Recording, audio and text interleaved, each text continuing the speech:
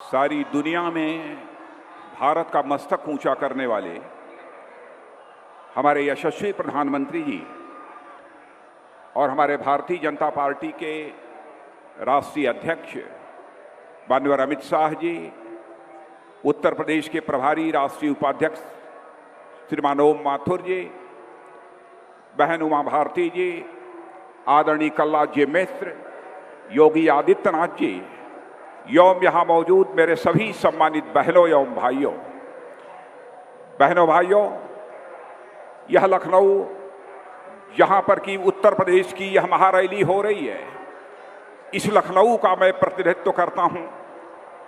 और आज हमारे यशस्वी प्रधानमंत्री आदरणीय नरेंद्र मोदी जी यहाँ पर उपस्थित हैं, इसलिए एक बार मैं आप सबसे अनुरोध करना चाहूँगा, हाथ उठाकर तालियों की गड़गड़ाहट के बीच हमारे यशस्वी प्रधानमंत्री का हार्दिक अभिनंदन करें, उनका स्वागत करें। मेरे बहनों भाइयों, उत्तर प्रदेश में पिछले 25-30 वर्षों में बहुत सारी रैलियां, बहुत सारी जनसभाओं को मैंने देखा है, लेकिन आज यह दृश्य जो मैं अपनी आंखों के सामने देख रहा हूं, मैं कह सकता हूं कि अपने राजनैतिक जीवन में उत्तर प्रदेश के इतिहास में कभी भी ऐसा दृश्य हमको देखने को नहीं मिला है। कोई कह सकता है यह रैली है, कोई कह सकता है यह महारैली है, लेकिन मैं कहना चाहता हूं यह न रैली है न महारैली है, बल्कि जो मैं देख रहा हूं वह जन समुद्र है, मानव महासागर है, यह आज लखनऊ में दिखाई दे रहा है। मैं उत्तर प्रदेश भारतीय जनता पार्टी के अध्यक्ष केशव मौर्य को बधाई देना चाहता हूं कि जिस तरीके से पूरे उत्तर प्रदेश में भारतीय जनता पार्टी संगठन ने परिवर्तन यात्रा प्रारंभ की, 192 दिनों तक परिवर्तन यात्रा चलती रही है, और जो हालात उत्तर प्रदेश में पैदा हुए हैं, मैं कह सकता हूं कि अब परिवर्तन रैली उत्तर प्रदेश में परिवर्तन की बुनियाद रखने में पूरी तरह से सफल हुई है। लोग यह जानना चाहेंगे कैसा परिवर्तन उत्तर प्रदेश ऐसा परिवर्तन चाहता है कि जिसका कि उत्तर प्रदेश हकदार है। आप सभी जानते हैं पिछले 70 वर्षों में लंबे समय तक पहले या तो कांग्रेस की सरकार रही है अथवा समाजवादी पार्टी और बहुजन समाज पार्टी की सरकारें रही हैं। थोड़े समय के लिए भारतीय जनता पार्टी की सरकारें रही हैं, लेकिन उत्तर प्रदेश का जैसा विकास होना चाहिए था, हिंदुस्तान का सबसे बड़ा राज्य यह उत्तर प्रदेश है, यहाँ पर न जन संसाधन की कमी है न प्राकृतिक संसाधनों की कमी है, फिर भी हमारे उस उत्तर प्रदेश का वैसा विकास नहीं हो पाया है। और आप सभी इस सच्चाई को भी जानते हैं कि जब से बहुजन समाज पार्टी की सरकारों के आने का सिलसिला प्रारंभ हुआ, आज यहाँ पर समाजवादी पार्टी की सरकार है, उत्तर प्रदेश में बहनों भाइयों भ्रष्टाचार तेजी के साथ बढ़ा है। इतना ही नहीं, आज के हालात को यदि देखें तो मैं कह सकता हूं कि भ्रष्टाचार के साथ कानून और व्यवस्था के हालात भी बद से बदतर हो गए हैं। लेकिन मैं आपको याद दिलाना चाहता हूं, यहां पर भारतीय जनता पार्टी की सरकार भी रही है, उस समय का भी सुशासन आपने देखा है, उस समय का भी आपने विकास देखा है, लेकिन समाजवादी पार्टी और बहुजन समाज पार्टी की सरकारों ने लगता है सुशासन और विकास को वनवास दे दिया हो।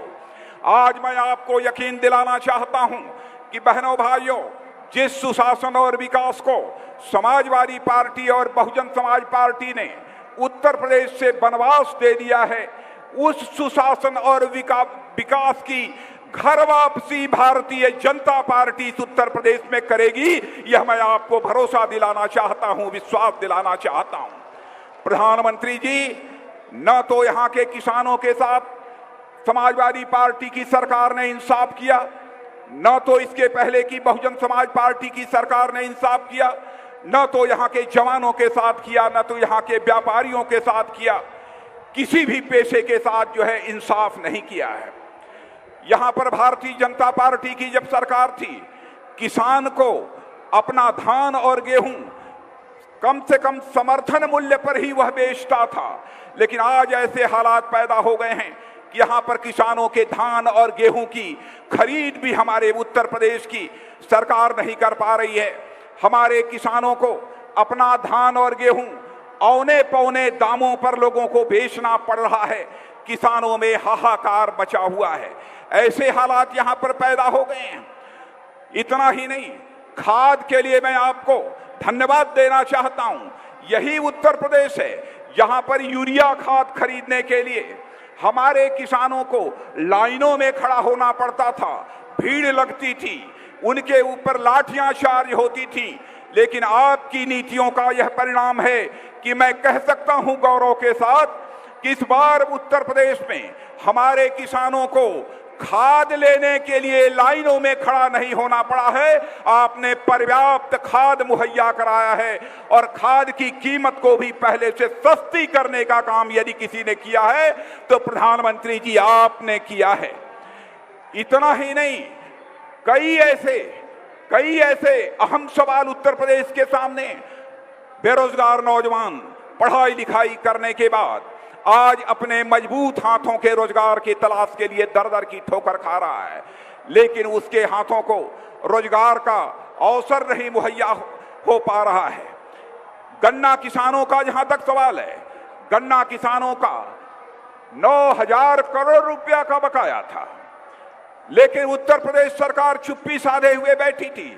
मैं आपके प्रति उत्तर प्रदेश की जनता की ओर से आभार व्यक्त करना चाहता हूं।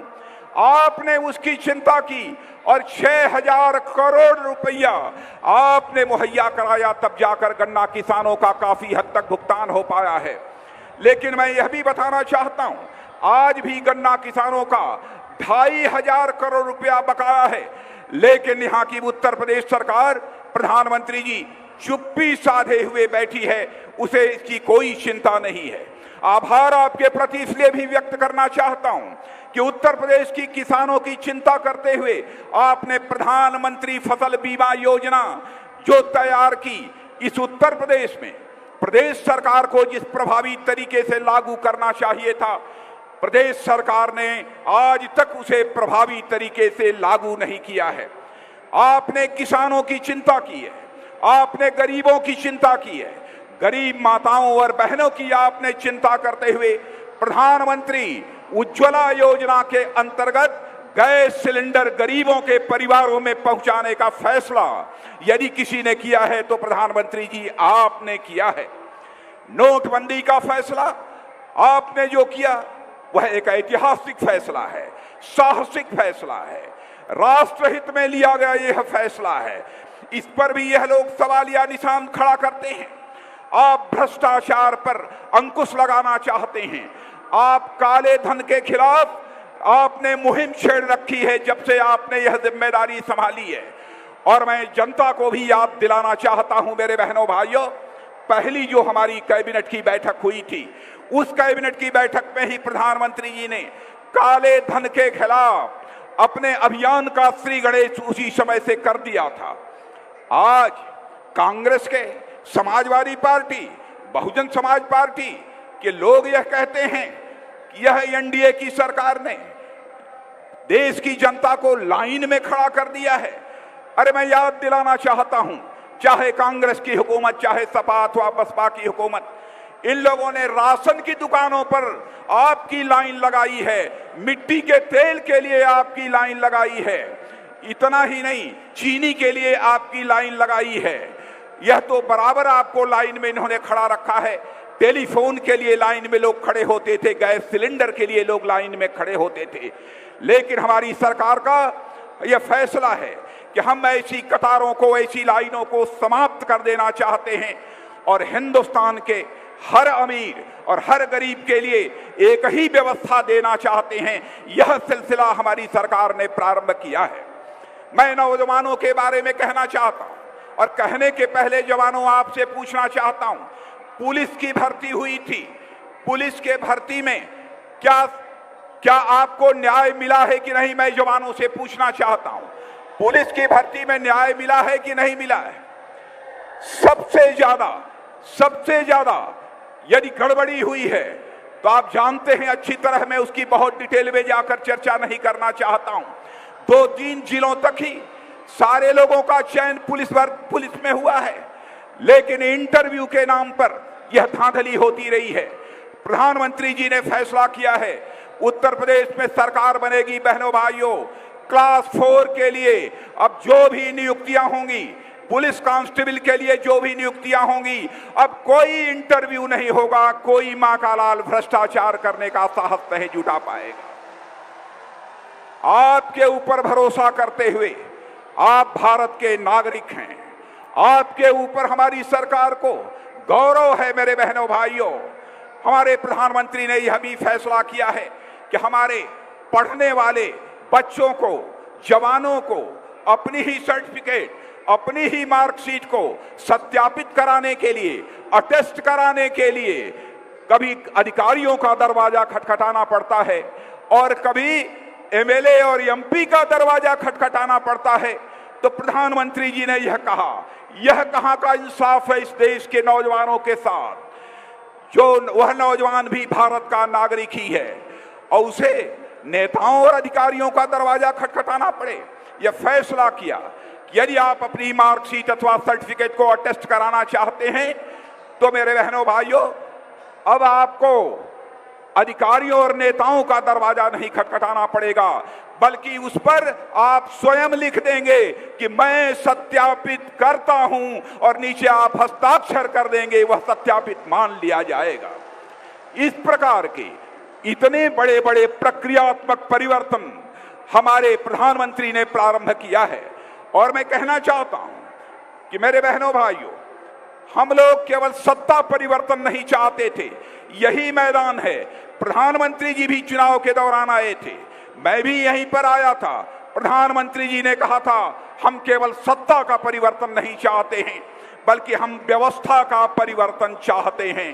व्यवस्था परिवर्तन का सिलसिला भी इस हिंदुस्तान में मेरे बहनों भाइयों प्रारंभ हुआ है। आज उत्तर प्रदेश में जैसे हालात हैं, सपा, बसपा, कांग्रेस सभी डरे हुए हैं, गठबंधन की जुगाड़ में लगे हुए हैं। सपा में तो दंगल चल रहा है, लेकिन उत्तर प्रदेश की जनता को किसी भी राजनीतिक पार्टी का दंगल नहीं चाहिए। उत्तर प्रदेश में चाहिए तो केवल और केवल मंगल चाहिए, इसके अतिरिक्त उत्तर प्रदेश की जनता को कुछ नहीं चाहिए।